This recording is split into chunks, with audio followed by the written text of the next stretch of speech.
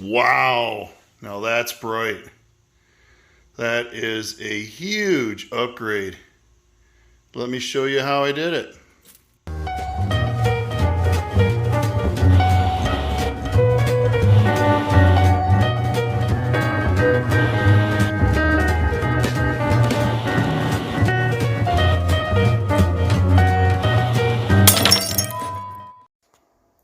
Well, hello again, and welcome back to Ruby the Elite.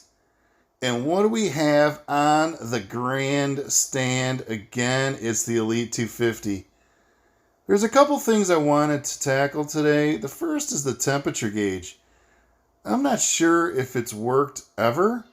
I've ridden the bike around a bit, and I noticed it wasn't doing anything. And I'm like, I wonder what's going on with that. So we're going to take a look at the temperature gauge. It's a very simple thing to try and determine what the problem is, as well as we're going to take on that headlight. If you remember in the past, I had a versus video between this Elite 250 and the Elite 125 showing you how much brighter the Elite 125 was. Well, I bought that same bulb. It has been nothing but reliable, and I'm putting in this bike too. It's going to be pretty easy to do. I'll show you step by step how to do it. And let's go ahead and get started. In order to get to the wiring for the temperature gauge and to get the headlight off, we need to remove these two fairings. I've already went ahead and removed the two mirrors. It's just a couple of Allen bolts that hold those on.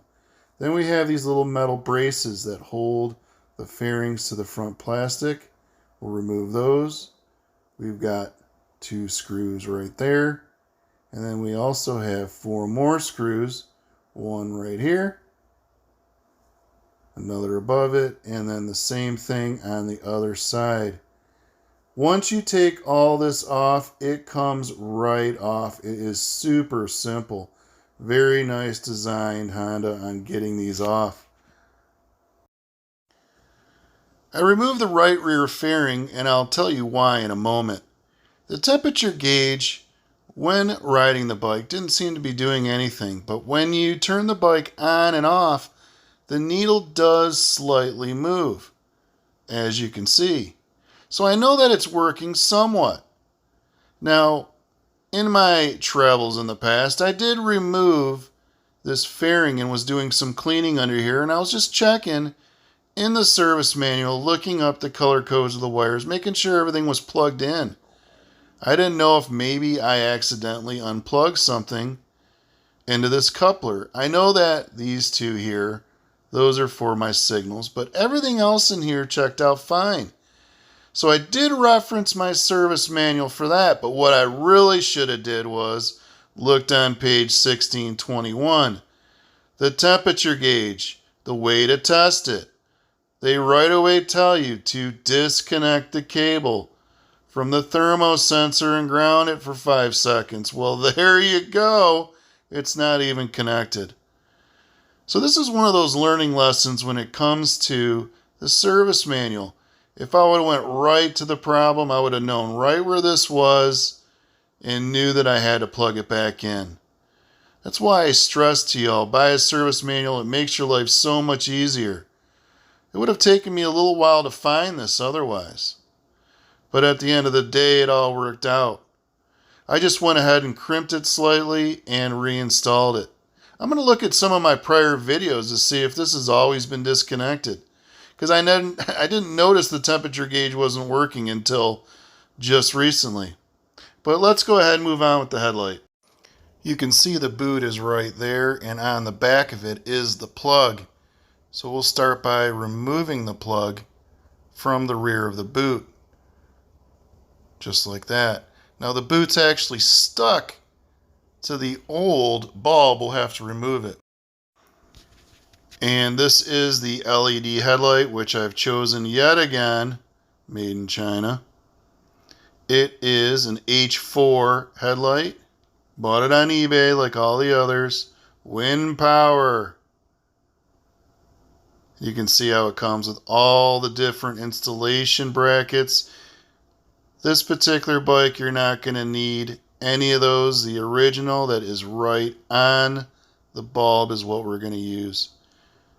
And you can see it's the same as what's on the original, making it for a very simple installation. What you will need in the box, though, is this power supply. And it plugs directly into the bulb. Right here is the socket, and there is the plug. And as you can see, the plug design is exactly the same as what was on the bike, making it very simple.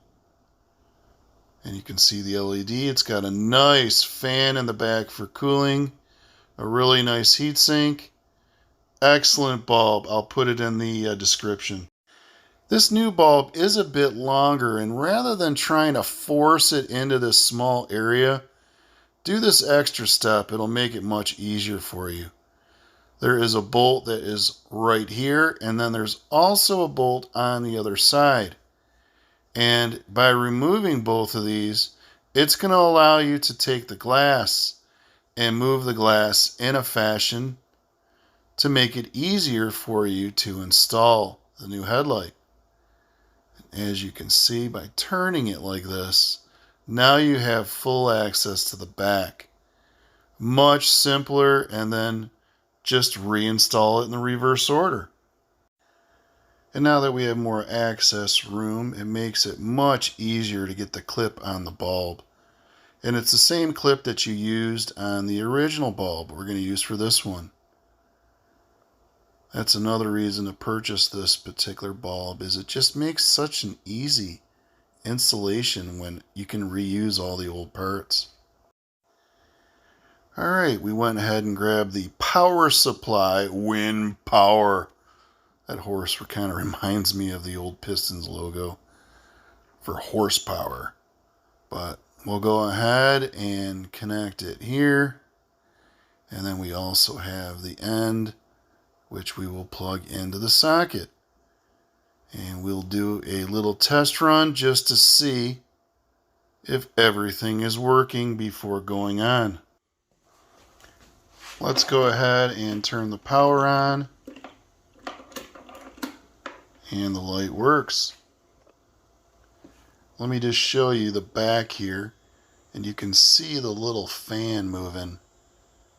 Very cool. But we're going to need to cover this up with that boot, but we're going to have to cut it to size. Yeah, this boot definitely is not going to fit over that big old heatsink and fan. So we're going to have to cut it, kind of wing it. I probably should measure this, but I'm just going to cut it. I don't really think it's going to be a problem. So using some tin snips, cutting all the middle access, and this is just to keep the dust and debris kind of out of it, as well as to protect it from water. I really don't think any water is going to get on this, and I don't ride it in the rain anyways. It's just going to do its job of keeping a little bit of dust out of there and dirt. And once I finish cutting this, just a little bit more around the edges, and then we'll go ahead and try it on. Now that I've cut it to size, I just disconnected the plug real quick so that I could fit it through the opening.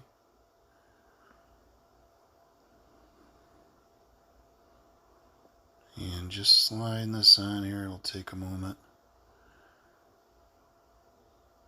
Pushing it around the heatsink. And it is a nice, snug fit around the heatsink. I guess I did a pretty good job of eyeballing it. I thought I cut it a little bit on the small side. You can always cut more, but you can't put any back on, so once I get this all adjusted, I'll show you how it looks. Now with the trimming complete, it looks great. It looks like it was made for this. And, sometimes you gotta trim stuff up. Not a big deal. Came out great. This is gonna work out perfect. And now we'll go ahead and put the glass and the bracket that holds it back into the slots we removed it from. And you can see how much easier this is by removing this. It would have been much more difficult to accomplish what we just did having this installed. Just by removing those couple bolts and doing that extra step made it take probably a tenth of the time it would have, because there just isn't a whole lot of room back there. Now with it back in place, I'm going to grab some zip ties to hold this down. Using the two zip ties, one of them around the power supply, the other one around the different wires that are under here, just to keep it from not moving. It's snug, but not overly snug. There's still a little bit of slack to allow for it to move, which is what I wanted. I didn't want to put a lot of pressure on the bulb. But I'm going to go ahead and I'm going to turn the bike on one more time before I put the fairings back on, just to make sure everything works still. And there you go. The retractable headlight on Ruby the Elite was much more difficult to install than this. I don't see any reason to not do this upgrade. It was so simple. And at the end of the day, it's not very expensive. I mean, the bulb's like $25 or less. And very simple to install.